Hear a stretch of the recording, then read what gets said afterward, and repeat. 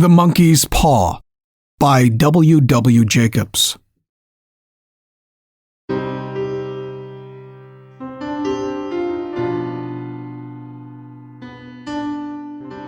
Without, the night was cold and wet, but in the small parlor of Laburnum Villa, the blinds were drawn and the fire burned brightly. Father and son were at chess, the former, who possessed ideas about the game involving radical chances, putting his king into such sharp and unnecessary perils that it even provoked comment from the white-haired old lady knitting placidly by the fire. "Hark i' the wind," said Mr. White, who, having seen a fatal mistake after it was too late, was amiably desirous of preventing his son from seeing it. "I'm listening," said the latter, grimly surveying the board as he stretched out his hand. "Check. I should hardly think he's come tonight," said his father, with his hand poised over the board. "Mate," replied the son. "That's the worst of living so far out," bawled Mr. White with sudden and unlooked-for violence. "Of all the beastly, slushy, out-of-the-way places to live in, this is the worst. Path's a bog, the road's a torrent. I don't know what people are thinking about. I suppose only 2 houses in the road are let, but they think it doesn't matter." "Never mind, dear," said his wife soothingly. "Perhaps you'll win in the next one." Mr. White looked up sharply, just in time to intercept a knowing glance between mother and son. The words died away on his lips and he hid a guilty grin in his thin gray beard. "There he is," said Herbert White, as the gate banged to loudly and heavy footsteps came towards the door. The old man rose with hospitable haste, and opening the door, was heard condoling with the new arrival. The new arrival also condoled with himself, so that Mrs. White said, "Tut, tut," and coughed gently as her husband entered the room, followed by a tall, burly man, beady of eye and rubicund of visage. "Sergeant Major Morris," he said, introducing him. The sergeant major took hands, and taking the proffered seat by the fire, watched contentedly as his host got out whiskey and tumblers and stood a small copper kettle on the fire. At the third glass his eyes got brighter, and he began to talk the little family circle regarding the eager interest this visitor from distant parts, as he squared his broad shoulders in the chair, and spoke of wild scenes and doughty deeds, of wars and plagues and strange peoples. 21 years of it," said Mr. White, nodding at his wife and son. "When he went away, he was a slip of the youth in the warehouse. Now look at him." "He don't look to have taken much harm," said Mrs. White politely. "I'd like to go to India myself," said the old man, "just to look around a bit, you know." "Better where you are," said the sergeant major, shaking his head. He put down the empty glass and, sighing softly, shook it again. "I should like to see those old temples in fakirs and jugglers," said the old man. "What was that you started telling me the other day about a monkey's paw or something, Morris?" "Nothing," said the soldier hastily. "This way's nothing worth hearing." "Monkey's paw?" said Mrs. White curiously. "Well, it's just a bit of what you might call magic, perhaps," said the sergeant major offhandedly. His 3 listeners leaned forward eagerly. The visitor absent-mindedly put his empty glass to his lips and then set it down again. His host filled it for him again. "To look at," said the sergeant major, fumbling in his pocket. "It's just an ordinary little paw, dried to a mummy." He took something out of his pocket and proffered it. Mrs. White drew back with a grimace, but her son, taking it, examined it curiously. "And what was there special about it?" inquired Mr. White, as he took it from his son, and having examined it, placed it upon the table. "It had a spell put on it by an old fakir," said the sergeant major. "A very holy man. He wanted to show that the fate ruled people's lives and that those who interfered with it did so to their sorrow. He put a spell on it so that 3 separate men could have 3 wishes from it. His manners were so impressive that his hearers were conscious that their light laughter had jarred somewhat. "Well, why don't you have 3, sir?" said Herbert White cleverly. The soldier regarded him in the way that middle age is wont to regard presumptuous youth. "I have," he said quietly, and his blotchy face whitened. "And did you really have the 3 wishes granted?" asked Mrs. White. "I did," said the sergeant major, and his glass tapped against his strong teeth. "And has anyone else wished?" persisted the old lady. "The first man had his 3 wishes, yes," was the reply. "I don't know what the first 2 were, but the 3rd was for death. That's how I got the paw." His tones were so grave that a hush fell upon the group. "If you've had your 3 wishes, it's no good to you now then, Morris," said the old man at last. "What do you keep it for?" The soldier shook his head. "Fancy, I suppose," he said slowly. "I did have some idea of selling it, but I don't think I will. It's caused me enough mischief already. Besides, people won't buy. They think it's a fairy tale, some of them. And those who think anything of it want to try it first and pay me afterward." "If you could have another 3 wishes," said the old man, eyeing him keenly, "would you have them?" "I don't know," said the other. I don't know." He took the paw, and dangling it between his forefinger and thumb suddenly threw it upon the fire. White, with a slight cry, stooped down and snatched it off. "Better let it burn," said the soldier solemnly. "If you don't want it, Morris," said the other, "give it to me." "I won't," said his friend doggedly. "I threw it on the fire. If you keep it, don't blame me for what happens. Pitch it on the fire like a sensible man." The other shook his head and examined his possession closely. "How do you do it?" he inquired. Hold it up in your right hand, and wish aloud," said the sergeant major. "But I warn you of the consequences." "Sounds like Arabian Nights," said Mrs. White, as she rose and began to set the supper. "Don't you think you might wish for 4 pairs of hands for me?" Her husband drew the talisman from his pocket, and all 3 burst into laughter as the sergeant major, with a look of alarm on his face, caught him by the arm. "If you must," he said gruffly, "wish for something sensible."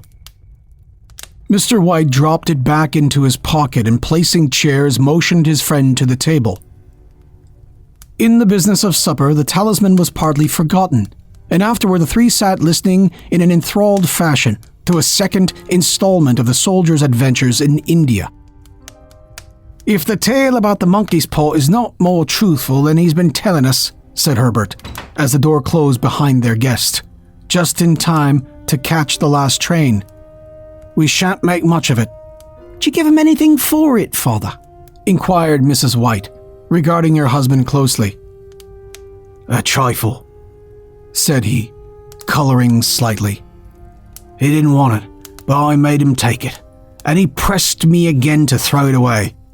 "Likely," said Herbert, with pretended horror. "Why, we're going to be rich and famous and happy." "Wish to be an emperor, father, to begin with. Then you can't be henpecked." He darted around the table, pursued by the maligned Mrs. White, armed with an antimacassar.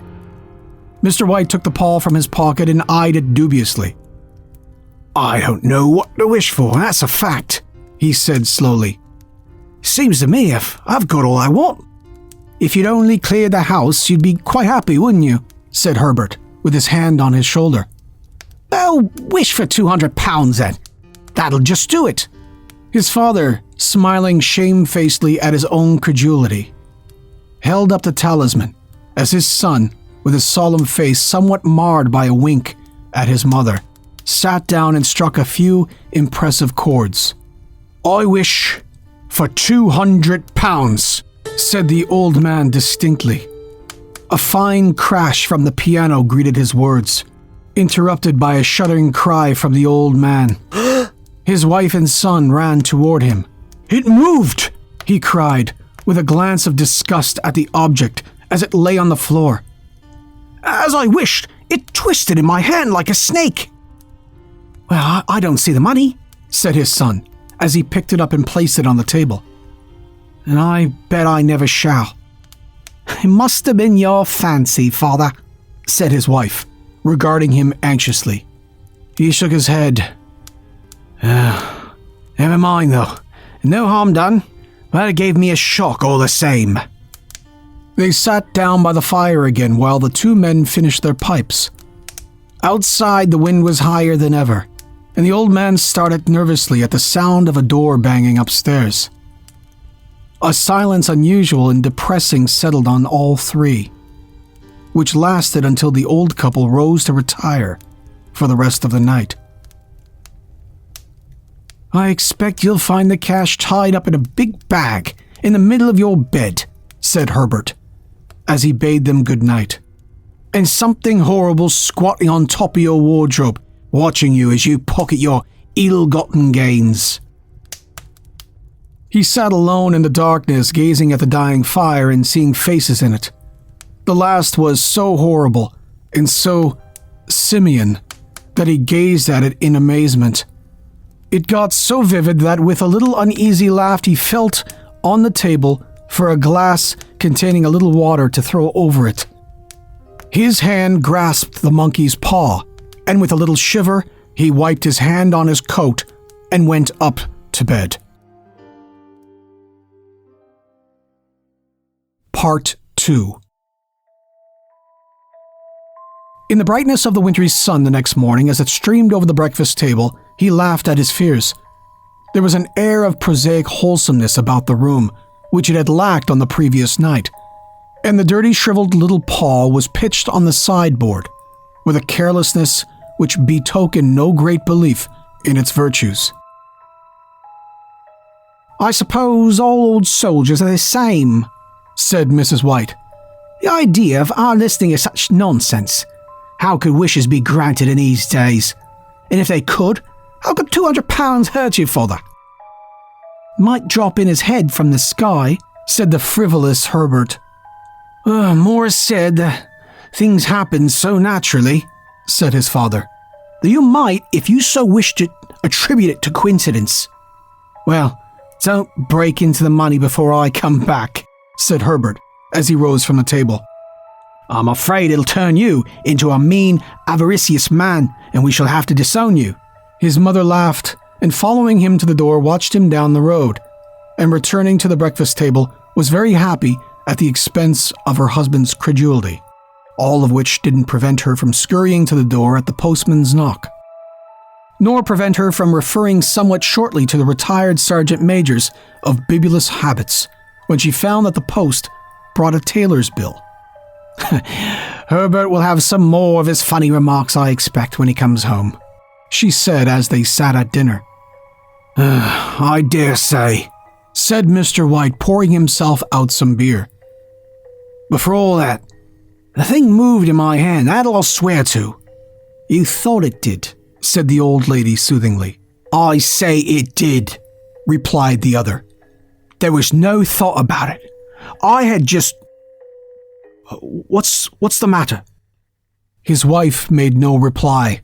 She was watching the mysterious movements of a man outside, who, peering in an undecided fashion at the house, appeared to be trying to make up his mind to enter. In mental connection with the £200, she noticed that the stranger was well dressed and wore a silk hat of glossy newness. 3 times he paused at the gate, and then walked on again. The 4th time he stood with his hands upon it, and then with a sudden resolution flung it open and walked up the path. Mrs. White at the same moment placed her hands behind her, and hurriedly unfastening the strings of her apron, put that useful article of apparel beneath the cushion of her chair. She brought the stranger, who seemed ill at ease, into the room. He gazed at her furtively, and listened in a preoccupied fashion as the old lady apologized for the appearance of the room, and her husband's coat, a garment which she usually reserved for the garden. She then waited as patiently as her sex would permit for him to broach his business. But he was at first strangely silent. I was asked to call," he said at last, and stopped and picked a piece of cotton from his trousers. "I come from Ma and Megan's." The old lady started. "Is anything the matter?" she asked breathlessly. "Has anything happened to Herbert? What is it?" Her husband interposed. There, mother," he said hastily. "Sit down. Don't jump to conclusions. You've not brought bad news, I'm sure, sir," and eyed the other wistfully. "I'm sorry," began the visitor. Is he hurt?" demanded the mother wildly. The visitor bowed in assent. "Badly hurt," he said quietly, "but he's not in any pain." "Oh, thank God," said the old woman, clasping her hands. "Thank God for that. She broke off as the sinister meaning of the assurance dawned on her, and she saw the awful confirmation of her fears in the other's averted face. She caught her breath, and turning to her slower-witted husband, laid her trembling hand on his. There was a long silence. "Caught in the machinery," repeated Mr. White in dazed fashion. Yes, he sat staring out the window, and taking his wife's hand between his own, pressed it as he had been wont to do in their old courting days nearly 40 years before. He was the only one left to us," he said, turning gently to the visitor. It's hard." The other coughed and, rising, walked slowly to the window. "The firm wishes me to convey their sincere sympathy with you in your great loss," he said, without looking round. "I beg that you will understand I am only their servant and merely obeying orders." There was no reply. The old woman's face was white, her eyes staring, and her breath inaudible. On her husband's face was a look such as his friend, the sergeant, might have carried into his first action. "I was to say that Ma and Megan disclaim all responsibility," continued the other. "They admit no liability at all, but in consideration of your son's service, they wish to present you with a certain sum as compensation." Mr. White dropped his wife's hand, and rising to his feet, gazed with a look of horror at his visitor. His dry lips shaped the words, "How much?" £200 was the answer. Unconscious of his wife's shriek, the old man smiled faintly, put out his hands like a sightless man, and dropped, a senseless heap, to the floor. Part 3.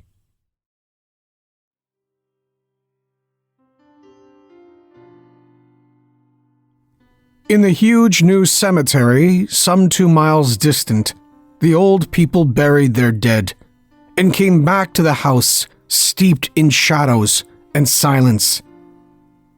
It was all over so quickly that at first they could hardly realize it, and remained in a state of expectation as though of something else to happen. Something else which was to lighten this load, too heavy for old hearts to bear. But the days passed and expectations gave way to resignation. The hopeless resignation of the old, sometimes miscalled apathy.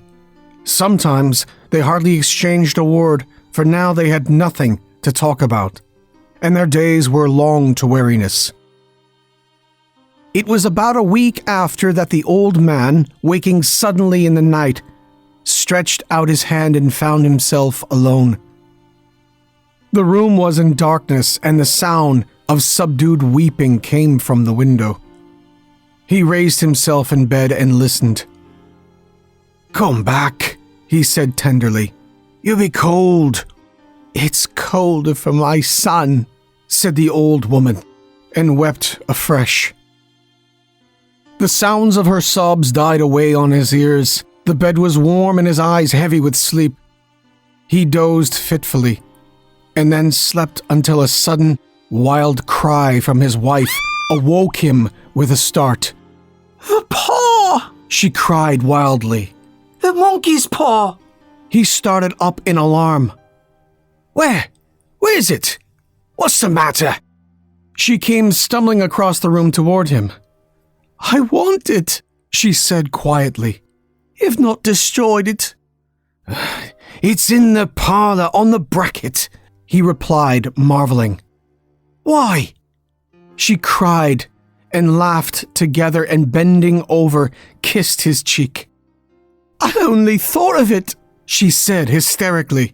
"Why didn't I think of this before? Why didn't you think of it?" "Think of what?" he questioned.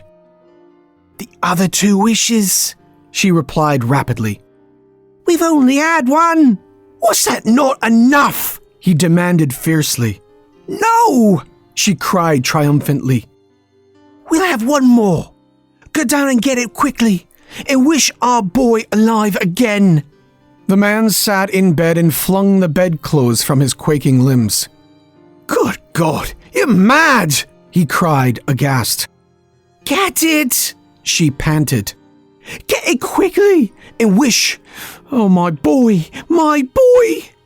Her husband struck a match and lit the candle.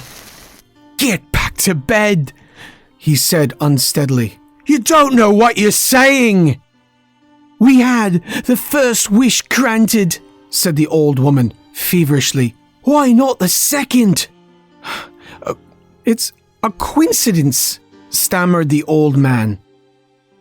"Go, get it and wish," cried his wife, quivering with excitement. The old man turned and regarded her, and his voice shook. "He's been dead 10 days. And besides, I would not tell you else, but I could only recognize him by his clothing. If he was too terrible for you to see then, how now?" "Bring him back," cried the old woman, and dragged him towards the door. "You think I fear the child I've nursed?" He went down into the darkness and felt his way to the parlor, and then to the mantelpiece. The talisman was in its place in a horrible fear that the unspoken wish might bring his mutilated son before him, ere he could escape from the room seized upon him, and he caught his breath as he found that he'd lost direction of the door. His brow cold with sweat. He felt his way round the table and groped along the wall until he found himself in the small passage with the unwholesome thing in his hand. Even his wife's face seemed changed as he entered the room. It was white and expectant, and to his fears seemed to have an unnatural look upon it. He was afraid of her. "Wish!" she cried in a strong voice. "It's foolish and wicked," he faltered. "Wish," repeated his wife. He raised his hand. "I wish my son alive again." The talisman fell to the floor, and he regarded it fearfully. Then he sank trembling into a chair as the old woman with burning eyes walked to the window and raised the blind. He sat until he was chilled with the cold, glancing occasionally at the figure of the old woman peering through the window. The candle end which had burned below the rim of the china candlestick was throwing pulsating shadows on the ceiling and walls, until with a flicker larger than the rest it expired. The old man, with an unspeakable sense of relief at the failure of the talisman, crept back to his bed, and a minute afterward the old woman came silently and apathetically beside him. Neither spoke, but sat silently listening to the ticking of the clock. A stair creaked, and a squeaky mouse scurried noisily throughout the wall. The darkness was oppressive, and after lying for some time, screwing up his courage, he took the box of matches, and striking one, went downstairs for a candle. At the foot of the stairs, the match went out, and he paused to strike another. And at that same moment, a knock came so quiet and stealthy as to be scarcely audible, sounded on the front door. The matches fell from his hand and spilled in the passage. He stood motionless, his breath suspended until the knock was repeated. Then he turned and fled swiftly back to his room and closed the door behind him. A third knock sounded through the house. What's that? Cried the old woman, starting up. A rat. Just a rat, said the old man in shaking tones. It passed me on the stairs. His wife sat up in bed listening. A loud knock resounded through the house. It's Herbert! She ran to the door, but her husband was before her, and catching her by the arm held her tightly. What are you going to do? He whispered hoarsely. It's my boy! It's Herbert! She cried, struggling mechanically. I forgot. It was 2 miles away. What are you holding me for? Let go. I must open the door. For God's sake, don't let it in, cried the old man, trembling. You're afraid of your own son, she cried, struggling. Let me go. I'm coming, Herbert. I'm coming. There was another knock, and another. The old woman with a sudden wrench broke free and ran from the room. Her husband followed to the landing and called after her, appealingly as she hurried downstairs. He heard the chain rattle back and the bolt drawn slowly and stiffly from the socket. Then the old woman's voice, strained and panting. The bolt, she cried loudly. Come down, I can't reach it. But her husband was on his hands and knees, groping wildly on the floor in search of the paw. If only he could find it before the thing outside got in. A perfect fusillade of knocks reverberated throughout the house, and he heard the scraping of a chair as his wife put it down in the passage against the door. He heard the creaking of the bolt as it came slowly back. And at that same moment, he found the monkey's paw and frantically breathed his third and last wish. The knocking ceased suddenly, although the echoes of it were still in the house. He heard the chair drawn back and the door opened. A cold wind rushed up the staircase, and a long, loud wail of disappointment and misery from his wife gave him the courage to run down to her side and then to the gate beyond. The street lamp flickering opposite shone on a quiet and deserted road.